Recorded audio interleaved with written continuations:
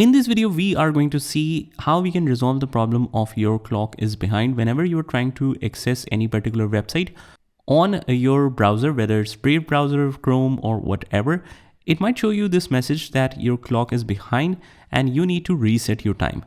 So either you can click on update date and time, change date and time, or otherwise, let me show you a very simple solution. Just go to the bottom right hand corner where the clock is, click on adjust date and time from here, and just set the time zone automatically and set the time automatically, and immediately your time and date will be corrected. But these are the options for Windows 11. After that, when you refresh or you just close the browser and open that again and you try to access any particular website, it should be able to load without any problem. So that's how you can resolve it. I hope you found this video helpful, and if you did, hit the like button and subscribe to our channel, and I will see you in the next one.